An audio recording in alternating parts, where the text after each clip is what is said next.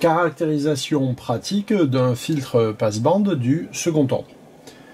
Donc, on visualise sur l'entrée CH1 de l'oscilloscope, signal jaune, le signal d'entrée sinusoïdal d'amplitude 10 volts pic-to-pic, et on observe à travers une sonde de tension en position x10 préalablement réglée sur l'oscilloscope le signal à la sortie de ce filtre.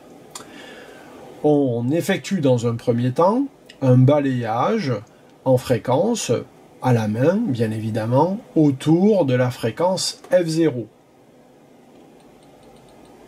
En augmentant progressivement la fréquence, on se rend compte qu'ici, la tension Vs commence par augmenter, passe visiblement par un maximum, puis descend tout aussi rapidement.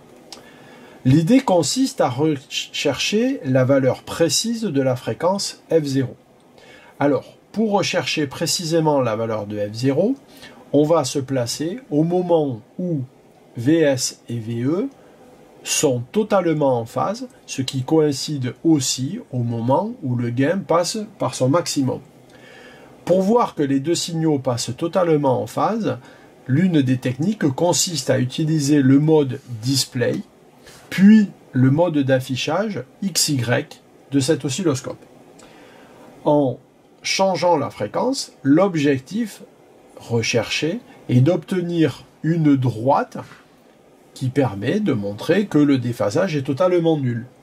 Donc on va tout simplement ajuster délicatement le réglage en fréquence pour observer à un moment donné que la fréquence, ici, nous donne directement la valeur de F0. Ici, nous avons deux signaux Vs et Ve parfaitement en phase. Si on revient en XY, on voit que les deux signaux sont parfaitement en phase et on le voit évidemment bien mieux en mode XY.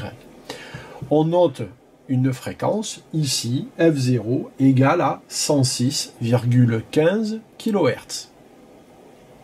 À cet instant bien précis, il est possible de mesurer l'amplification maximale Tmax de notre filtre passe-bande du second ordre.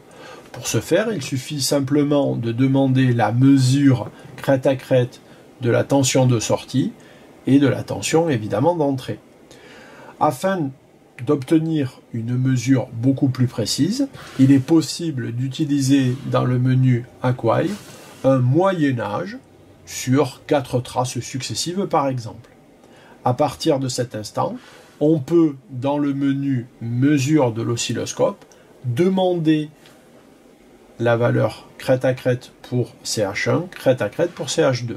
On note les valeurs suivantes, 10,3 volts crête à crête pour l'entrée, 3,36 volts crête à crête pour la tension de sortie.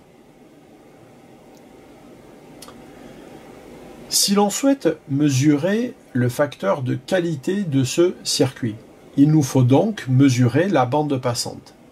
L'une des techniques de mesure de bande passante à moins 3 dB est la technique des 5-7 carreaux.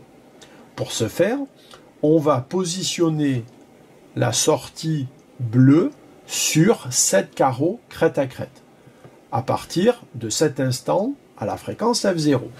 Donc on va légèrement décentrer notre trace et dans la voie CH2, on va régler la volt par division sur le mode fin, ce qui va nous permettre délicatement d'obtenir cette division crête à crête sur l'écran de notre oscilloscope. Donc on ajuste délicatement le réglage et on obtient bien ici 7 carreaux crête à crête. On va ensuite, dans un premier temps, augmenter la fréquence et noter la fréquence de coupure pour laquelle la courbe bleue tiendra sur 5 carreaux. Donc on augmente délicatement et l'on note la fréquence 107,32 kHz comme première ou comme fréquence de coupure haute. On revient en arrière, on diminue la fréquence et l'on va noter ainsi la seconde fréquence de coupure. 104,9 kHz. Connaissant ces deux fréquences de coupure, on en déduit donc la bande passante. Connaissant la fréquence F0, on en déduira donc le facteur de qualité de ce circuit.